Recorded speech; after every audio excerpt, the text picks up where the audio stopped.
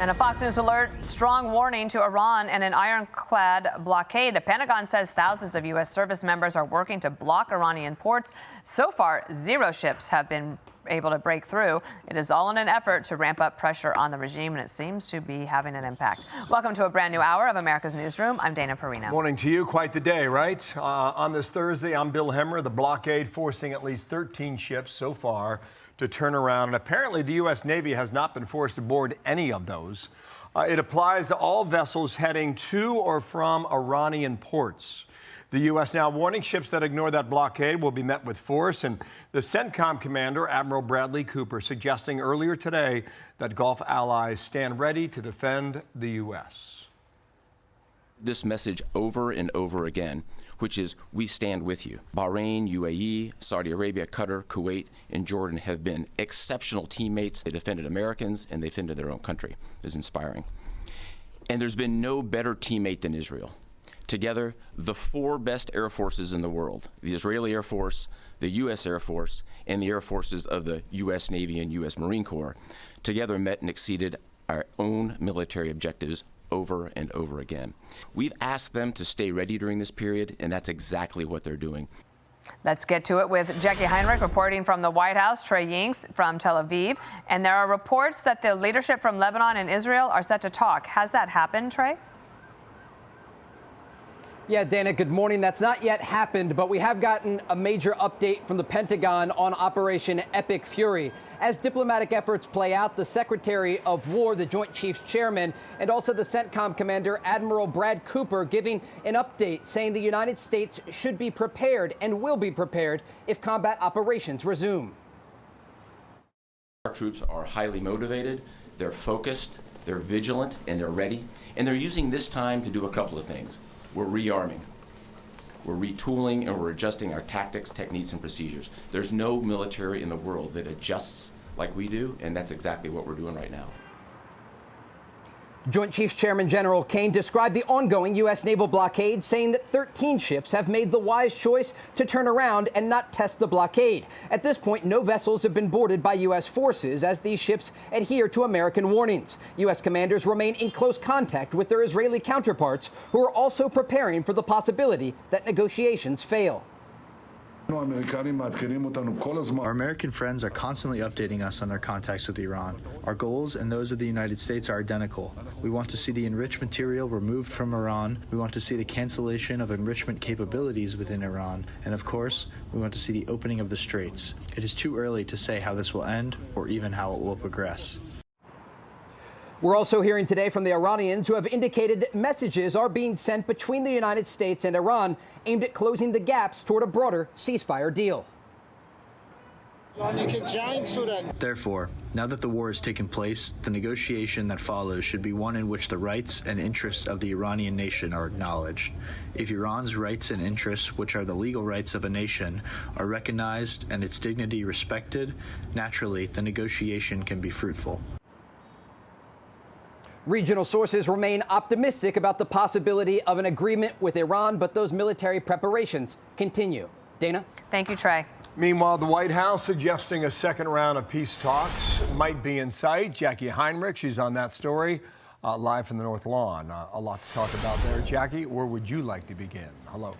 Hello, Bill. Good morning. White House officials have made clear that if another round of talks come together, they would likely happen in Islamabad again. They also made clear that Pakistan is the only mediator in this negotiation, despite help being offered from a number of countries, and also reports circulating that the U.S. is requesting an extension of the ceasefire. That expires next week. I saw some reporting, again, bad reporting this morning, that we had formally requested an extension of the ceasefire. That is not true at this moment. We remain very much engaged in these negotiations, in these talks. You heard from the Vice President directly and the President this week that these conversations are productive and ongoing. In the meantime, the White House is waging economic war on Iran with a naval blockade of Iran's ports. The Pentagon with this update this morning. 13 ships have made the wise choice of turning around. Any ship that would cross the blockade would result in our sailors executing pre-planned tactics designed to bring the force to that ship, if need be, board the ship and take her over. And that includes a series of escalated force options, which could include warning shots and others.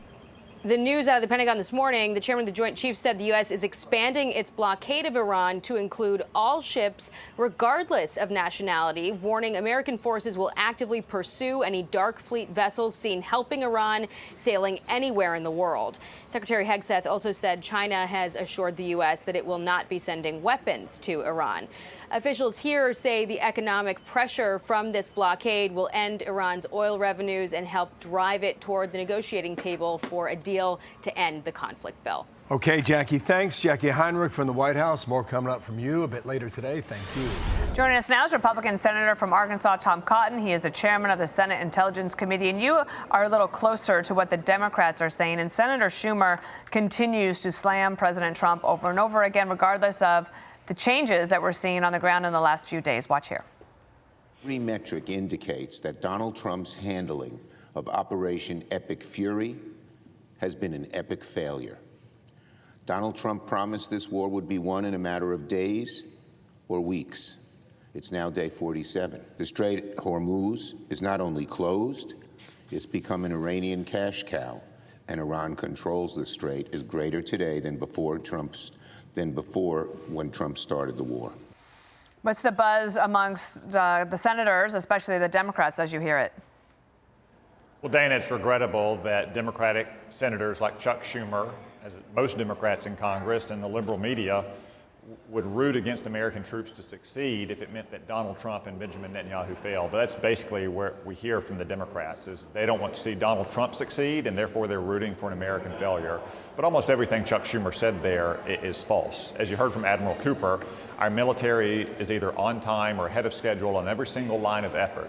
Missiles, missile launchers, drones, their Navy, their Air Force.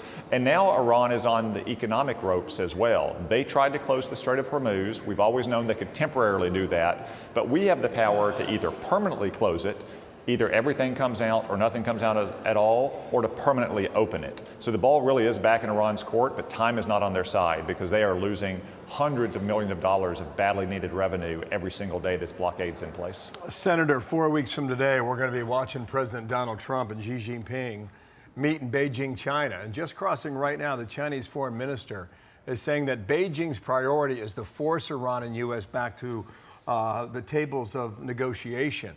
In the meantime, you've got this from the president, talked about Chinese weaponry. He said, very happy that China is permanently opening the Strait of Hormuz.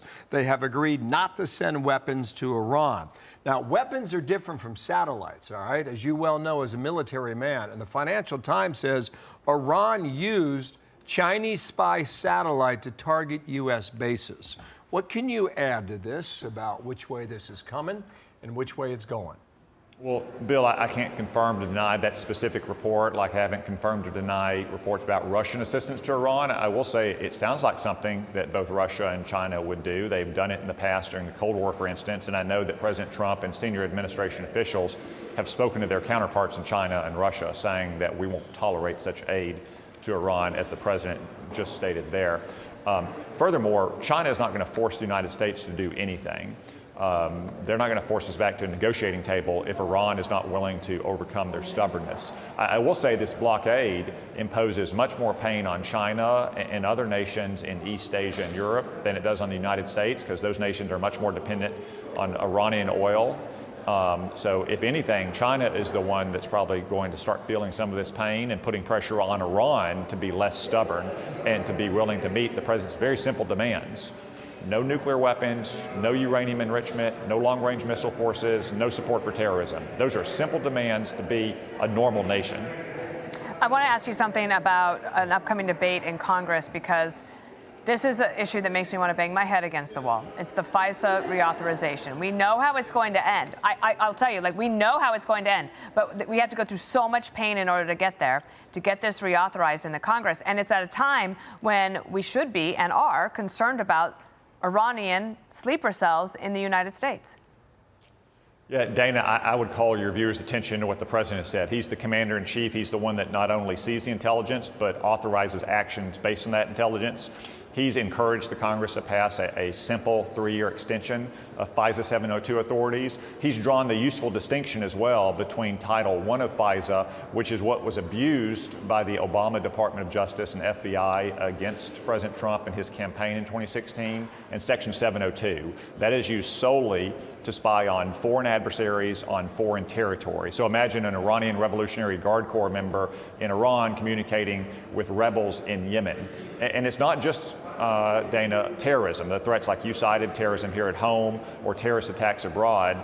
It's also conventional military operations.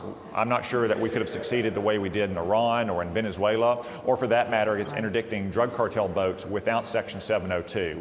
President Trump has urged Congress to pass a simple 3-year extension. I think that's what we need to do promptly before this expires on Monday. Thank you, Senator, for coming on. Thank We'll you. track Thank it you all. both. Appreciate your time. Thank you. Be sure to like and subscribe for all the Fox News latest on YouTube and catch full shows streaming now on Fox One.